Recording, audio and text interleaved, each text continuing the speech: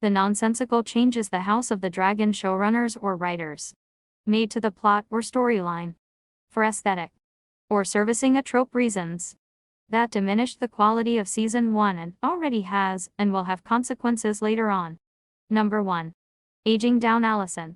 Making Rhaenys and Alicent childhood best friends who truly loved each other. Reason. To have the friends to enemies trope. Or in their own words, to make the betrayal even more deep because they loved each other before.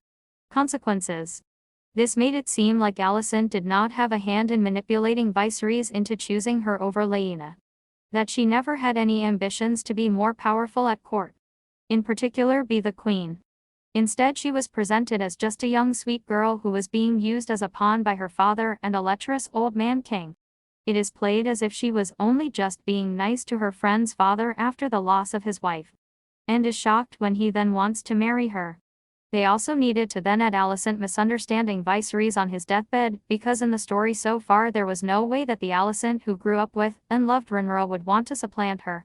So, now they had to make Alicent believe that her barely coherent drugged up on milk of the poppy husband on his deathbed, who had never mentioned wanting Aegon to be king, suddenly changed his mind and wanted him to be the king. This aging down also meant Alicent wasn't part of the plan to replace Rhaenys with Aegon, so it makes her seem helpless and dumb, like she needed her father and all his men to plan the coup for her because she was too young and naive to be part of any schemes. It also brought about that scene where Otto went to Dragonstone to tell Rhaenys that they have usurped her throne. And gives her a page of the book she had given Alicent way back in episode 1. As a means to convince her that Alicent meant well. I guess. By usurping her throne. In conclusion, I quote Rebecca. In trying to deepen the pair's dynamic, the writers have muddled it. 2.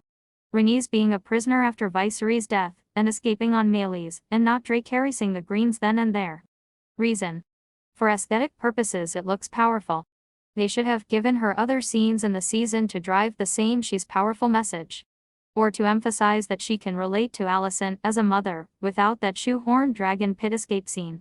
It added nothing to the plot, except to kill innocent King's Landing civilians, and have a cool dragon scene on screen, and to give Meleys more screen time. She shouldn't have been there at all. For the coronation. Period. Consequences. That was infuriating to watch.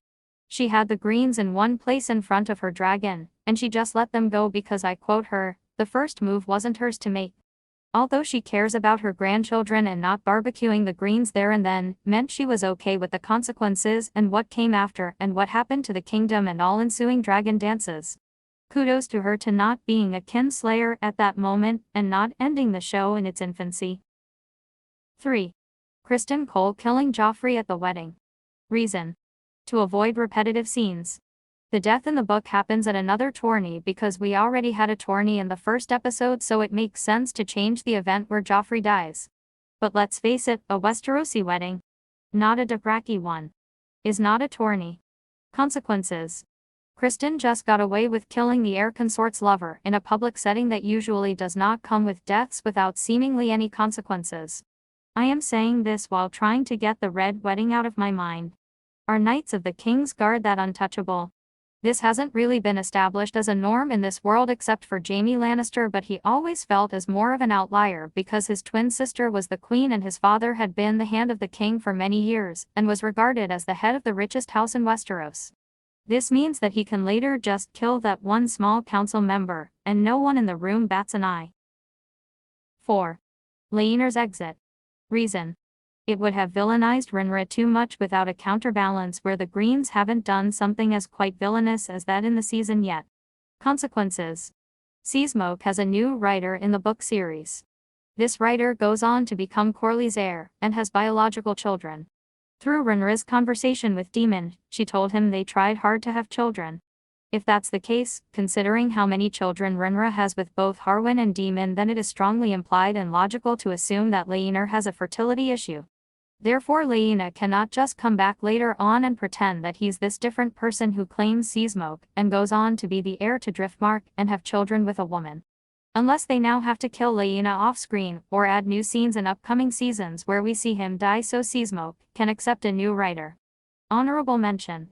The not-so-subtle scene of Emma giving birth interlasped with the tourney fight scene because Emma had mentioned that the birth bed is a woman's battlefield. Think of all the other explicit birth scenes of Rhaenyra and Laenor just to drive home this point even further. Do not forget to subscribe and like if you enjoyed this. Toodles!